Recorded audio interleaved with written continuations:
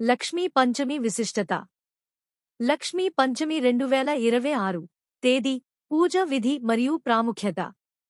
లక్ష్మీ పంచమి 2026 పూజా మార్గదర్శి. మీ జీవితంలోకి శ్రేయస్సును మరియు లక్ష్మీదేవి ఆశీర్వాదాలను ఆకర్షించడానికి ఉత్తమ సమయాలు మరియు జ్యోతిష్యపరంగా ఈ రోజు ఎందుకు శక్తివంతమైనదో తెలుసుకోండి.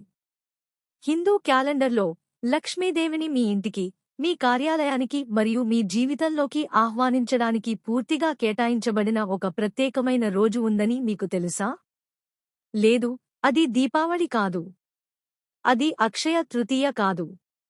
అది లక్ష్మీ పంచమి.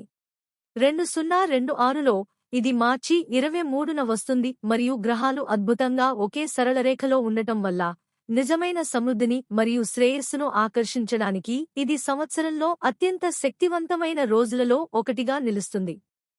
లక్ష్మీ పంచమి అంటే ఏమిటని మీరు ఆశ్చర్యపోతుంటే, ఇది పూర్తిగా సంపద దేవతకు అంకితం చేయబడిన పండుగ.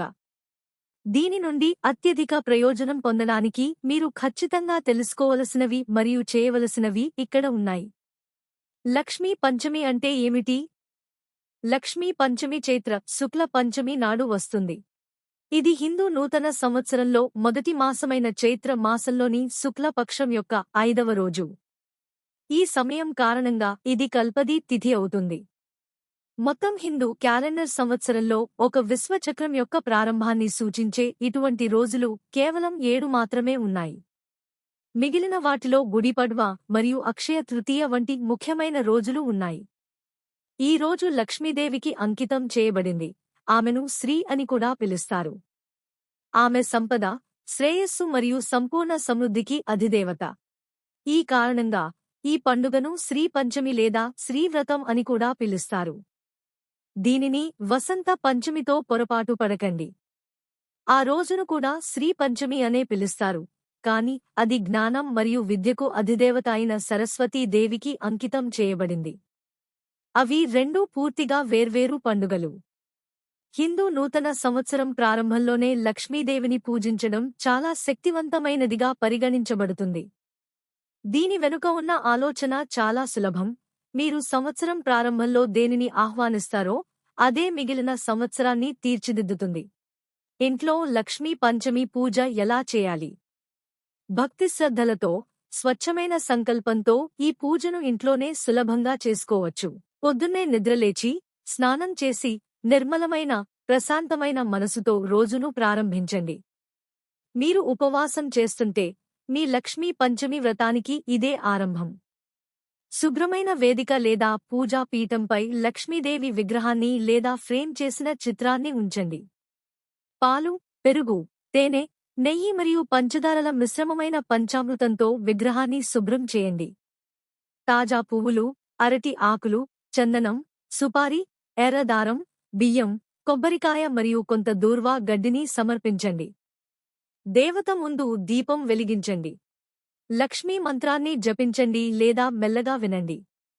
మీరు ఈ మంత్రాన్ని ఆస్ట్రోషూర్లో సులభంగా కనుగొనవచ్చు. దీనితో పాటు జపించడానికి మరియు ఇతర అందమైన భక్తి గీతాల కోసం సోల్ చాంట్స్ విభాగాన్ని అన్వేషించండి. నిజాయితీతో ప్రార్థించండి.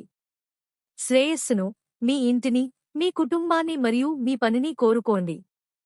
లక్ష్మి స్వచ్ఛమైన చిత్తశుద్ధికి స్పందిస్తుంది, గొప్ప ప్రదర్శనకు కాదు.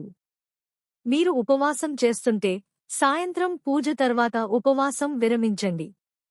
మహాలక్ష్మి నీ సంపద, వైభవం మరియు ఆనందాన్ని ఇచ్చే దేవతగా భావిస్తారు. ఆమెనే విష్ణుప్రియ. చైత్ర నెల ప్రకాశవంతమైన సగం 5వ రోజున మా లక్ష్మిని పూజిస్తారని నమ్ముతారు. దీనితో పాటు ఈ రోజు ఆరాధనతో పాటు రోజంతా ఉపవాసం కూడా పాటిస్తారు. అందుకే ఈ పంచమిని లక్ష్మీ పంచమి అంటారు. మార్గం ద్వారా శ్రీ పంచమి, సరస్వతి ఆరాధన రోజున వసంత్ పంచమిని కూడా పిలుస్తారు. మాత లక్ష్మికి శ్రీ అనే పేరు కూడా ఉందని నమ్ముతారు. ఈ కారణంగా లక్ష్మీ పంచమిని శ్రీ పంచమి అని కూడా అంటారు. ఇంట్లో ఆనందం, శ్రేయస్సు మరియు సంపదను కోరుకునే లక్ష్మీదేవిని పూజించే ఈ పండుగ చాలా ముఖ్యమైనదిగా భావిస్తారు. ఈ రోజున ఎవరు మా లక్ష్మిని విధి విధానాలతో ఉపవాసం చేస్తారో వారు మహాలక్ష్మి అనుగ్రహం పొందుతారు. ఈ ఉపవాసం పాటించే స్త్రీలు అదృష్టవంతులు. వారి పిల్లలకు రూపం, నాణ్యత మరియు సంపద కూడా కలుగుతుంది. చైత్ర శుక్లపక్షానికి చెందిన పంచమి తిథి 7 కల్పది తేదీలలో ఒకటిగా పరిగణించబడుతుంది. ఈ కారణంగా ఈ రోజు మరింత అదృష్టం. లక్ష్మీ పంచమి కథ. పురాణాల ప్రకారం ఒకసారి లక్ష్మీమాత దేవతలపై కోపం తెచ్చుకుని సముద్రంలోనికి వెళ్ళింది. లక్ష్మీమాత వెళ్లిన తరువాత దేవతలు శ్రీ సంపదకు దూరమయ్యారు. అప్పుడు దేవతల రాజు ఇంద్రుడు తల్లి లక్ష్మిని ప్రసన్నం చేసుకోవడానికి కఠినమైన తపస్సు మరియు ప్రత్యేక ఆచారాలు చేశాడు.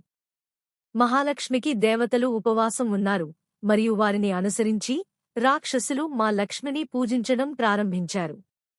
ఆ తరువాత తల్లి లక్ష్మి తన భక్తుల పిలుపు విన్నది మరియు ఆమె ఉపవాసం ముగిసిన తరువాత మళ్లీ జన్మించింది.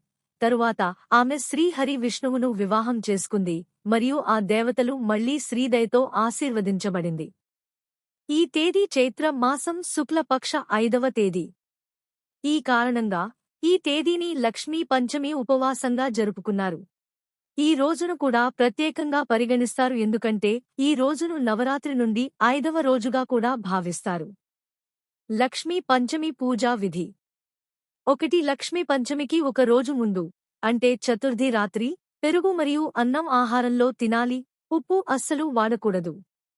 2. దీని తరువాత లక్ష్మీ పంచమి రోజున పవిత్ర నది, చెరువు లేదా సరస్సులో స్నానం చేసిన తరువాత ఎర్రటి బట్టలు ధరించాలి. 3. దీని తర్వాత పూజ చేసే ప్రదేశంలో గంగా నీటితో శుద్ధి చేయాలి మరియు రాగి చెంబుతో గాని బంగారం చెంబుతో కలశాన్ని స్థాపించాలి. 4. కలశాన్ని స్థాపించిన తర్వాత తామర పువ్వులపై కూర్చున్న తల్లి లక్ష్మి చిత్రాన్ని ఏర్పాటు చేయాలి. 5. చిత్రాన్ని ఉంచిన తరువాత మా లక్ష్మికి తృణధాన్యాలు, పసుపు, బెల్లం మరియు అల్లం అందించండి. 6. దీని తరువాత మా లక్ష్మికి తామర పువ్వులు అర్పించండి. ఎందుకంటే తామర పువ్వు మా లక్ష్మికి చాలా ప్రియమైనది. 7. కమల్ పువ్వులు అర్పించిన తరువాత లక్ష్మీదేవిని సక్రమంగా పూజించి ఆమె మంత్రాలను జపించండి. 8. లక్ష్మీ పంచమి రోజు శ్రీ సూక్తమును పఠించడం కూడా చాలా శుభంగా భావిస్తారు. కాబట్టి వీలైతే శ్రీ సూక్త కూడా చదవండి. 9. దీని తరువాత తల్లి లక్ష్మి యొక్క ధూపం మరియు దీపంతో పూజ చేయండి. 10. లక్ష్మీదేవి యొక్క హారతి అర్పించిన తరువాత ఆమె ఖీర్ను నైవేద్యంగా అర్పించి ఆ ఖీర్ను ప్రసాద్ రూపంలో పంపిణీ చేయాలి. 2026లో లక్ష్మీ పంచమి, శ్రీ పంచమి మార్చి 23 సోమవారం నాడు జరుపుకుంటారు. పంచమి తిథి మార్చి 22 రాత్రి 9:16 ప్రారంభమై మార్చి 23 సాయంత్రం 6:38 వరకు ఉంటుంది. సూర్యోదయ తిథి ప్రకారం మార్చి 23 ప్రధానమైన రోజుగా పరిగణించబడుతుంది.